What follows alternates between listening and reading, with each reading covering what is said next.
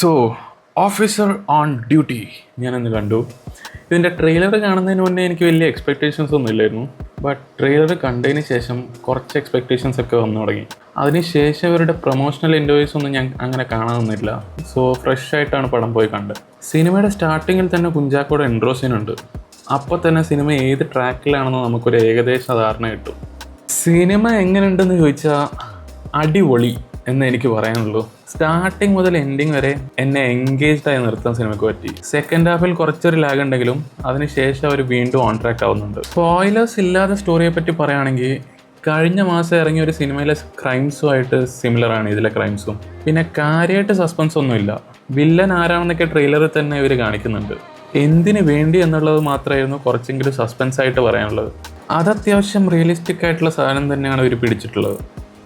ആക്ടേഴ്സിൻ്റെ കാര്യം പറയുകയാണെങ്കിൽ കുഞ്ചാക്കോ തന്നെയാണ് ഇതിലെ മെയിൻ. പുള്ളി അടിപൊളിയായി ക്യാരക്ടർ ചെയ്തിട്ടുണ്ട്. പെർഫോമൻസ് വൈസ് അങ്ങേരുടെ മികച്ച കഥാപാത്രങ്ങളിൽ ഒന്നായിരിക്കും ഇത്. പിന്നെ എടുത്തു പറയാനുള്ളത് വിശാഖ് നായരുടെ പെർഫോമൻസ് ആയിരുന്നു. ലുക്ക് വൈസ് നല്ല വെറൈറ്റി ഉള്ള ആക്ടറാണ് പുള്ളി. പെർഫോമൻസ് നല്ല ഡെവലിഷ് ആയിട്ട് തന്നെ ചെയ്തിട്ടുണ്ട്.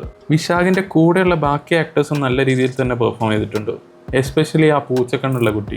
ജഗദീഷിന് പുതിയതായിട്ടൊന്നും ചെയ്യാനില്ല എന്നാണ് എനിക്ക് തോന്നിയത്. അങ്ങേര് മുന്നേ ഒരു സിനിമയിൽ ചെയ്തിട്ടുള്ള ഒരു ക്യാരക്ടർ പോലെ തന്നെയായിരുന്നു ഇതിലും. പ്രിയാമണിയും ഇതിൽ DYSP ആയിട്ടുള്ള ക്യാരക്ടർ ചെയ്ത ആളും അവരുടെ ക്യാരക്ടേഴ്സ് അത്യാവശ്യം നന്നായിട്ട് തന്നെ ചെയ്തിട്ടുണ്ട്.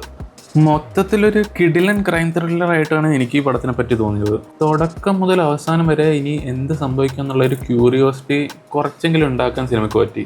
ഇതിൻ്റെ ക്ലൈമാക്സ് എനിക്ക് ഭയങ്കര സാറ്റിസ്ഫൈങ് ആയിട്ടാണ് തോന്നിയത്. ടെക്നിക്കലി എല്ലാ ഡിപ്പാർട്ട്മെൻറ്റ്സും അവരുടെ വർക്ക് സൂപ്പറായിട്ട് തന്നെ ചെയ്തിട്ടുണ്ട്. എസ്പെഷ്യലി ആക്ഷൻ കൊറിയോഗ്രഫി, DOP, പിന്നെ എഡിറ്റിംഗ് ആൻഡ് ഡയറക്ഷനും.